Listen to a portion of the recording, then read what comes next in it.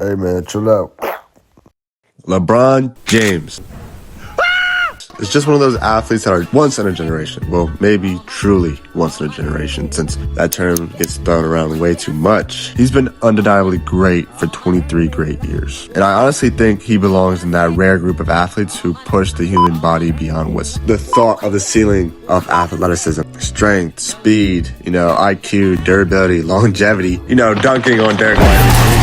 8 years old, and there was never a clear weakness, and somehow there still isn't even after all this time. Sadly though, we're getting closer to the point where we won't have the ability to spectate LeBron anymore. I'm not saying it's tomorrow, I'm not even saying it's the next year, but with constant trade rumors and the term farewell tour and Cleveland being in the conversation now, I can see the day coming where LeBron James is no longer playing in the league. I gotta ask. You guys know that. We gotta ask for it. I'm 41 years old. Of course, there's always every back-to-back. Didn't look like it. Every back-to-back for the rest of the season is TBD. I am 41. I got the most minutes in NBA history.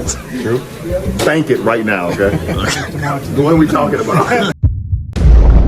And that's crazy to say because, like most of you, there hasn't been a single day on this planet where I was alive and LeBron wasn't an active NBA player. So instead of focusing on the end, I want to appreciate the fact that he's still here, still playing, still impacting the game with feats that were never accomplished before, or, the first father-son duo in the NBA, just to name some. And because of that, I want to look back at LeBron James, some moments, some eras, and the moments inside those eras just didn't define just his career, but basketball itself. And yes, shut up about Dallas. He started as a video coordinator. Terry, nice move!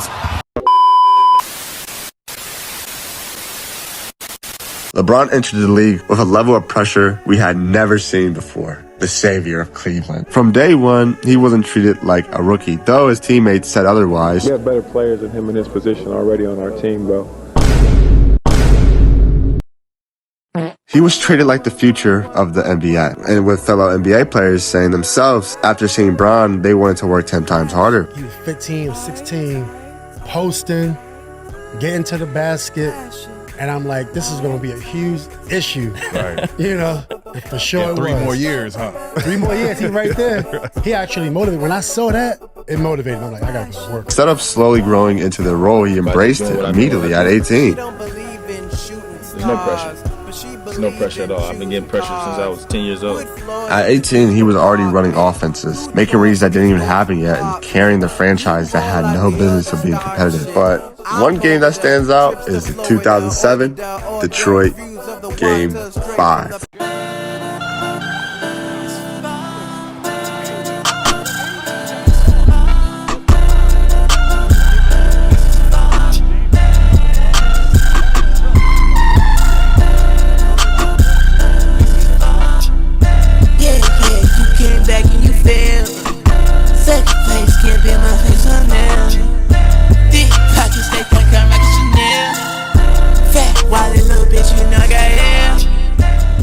Eastern Conference Finals on the road against a savage Pistons team built on defense and, crashing out and starting a malice at the Palace and having one of the worst brawls in NBA history. LeBron scored 48 points, including 25 straight for Cleveland. Safe to say, he knew how to score. Let's analyze the bag work.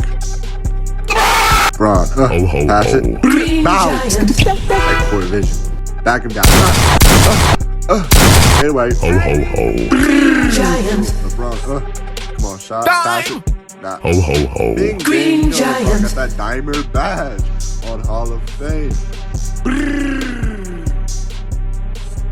LeBron, ISO. Go off the screen. Drive, leg. Come on, Bron. Green Giant. Side note, this whole playoff run was a banger. He got to the finals at 21. But failure came and media doubted him and put even more pressure on him, and then the monster. Man, this whole free agent experience, I'm looking forward to it. What have you thought about this process? This process has been everything I've thought and more. And everybody wants to know, LeBron, what's your decision? In this fall, man, this is very tough.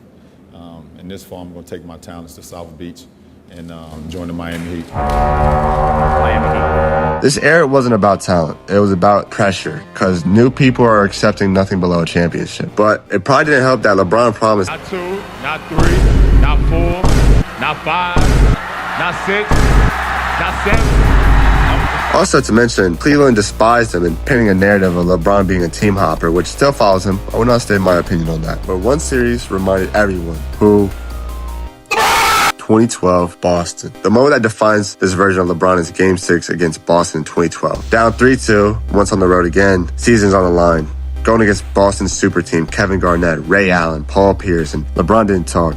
He scored. Bag work. LeBron gets the rebound. He's coming downhill. Who's up? Pierce, get the fuck out of my way. Boom! What you doing? Jab. Pop. Ho, ho, ho. Green Giants. I'm not even a bump right shoulder type of guy. Ho, ho, ho. Splish Green splash. Giants. Come on. Come here, Paul Pierce. That shit weak. Come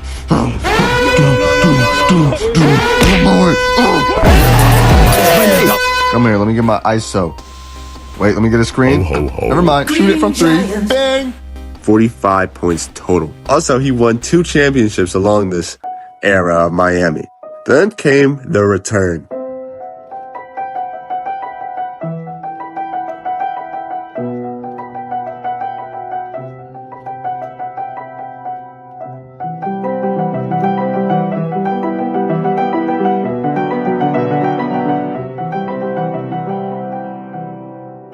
Cleveland!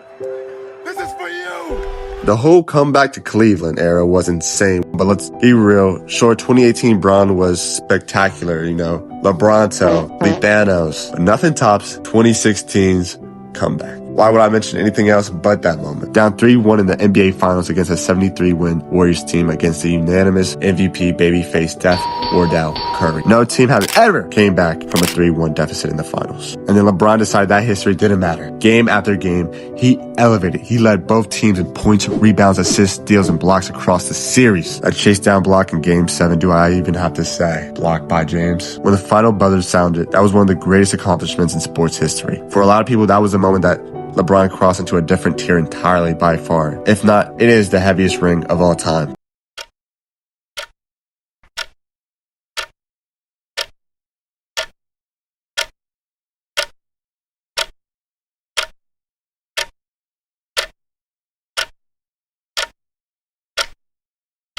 What makes LeBron truly unique is his longevity, though. Now showing signs of wear and tear, but you still couldn't deny it for a fact of a matter of time. He just kept going. Year 17, year 18, year 19, year 20, year 21. Still all NBA level, still dropping 30, still controlling the game without forcing shots. Not to mention winning a championship in the bubble. And then years later, passing Kareem Abdul-Jabbar to become NBA's all-time leading scorer. You may debate this is his weakest era, but I feel like this era is his strongest yet in terms of showing pure athleticism. That is on a new level with age to factor in, especially with different rules, different play styles, different generations of stars.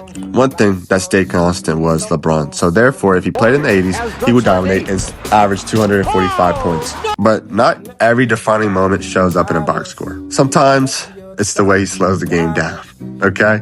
Sometimes it's the pass 2 steps ahead. Sometimes it's a defensive switch that kills the momentum. I know I just told you I was going to stop, but it's LeBron James. LeBron doesn't always dominate loudly, but with a quiet aura. Ooh. So now we're watching the final chapters of something we'll never see again in the same way. Well, maybe we will. Another superstar will come. Another great athlete will dominate. Someone who combines physical gifts, basketball IQ, leadership, durability, and longevity like LeBron James. A truly once-in-a-generation.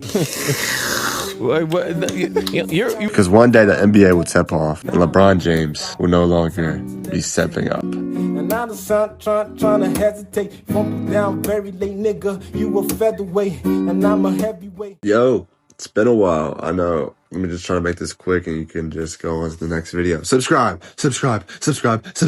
Okay. Now for the people that are staying, sorry. It's been a while. First video 2026. Hopefully everybody has had a good New Year's. I don't know if this is actually the first video of 2026. Nor do I really care that much if it is or if it isn't. Next video should be out sooner. All right, peace.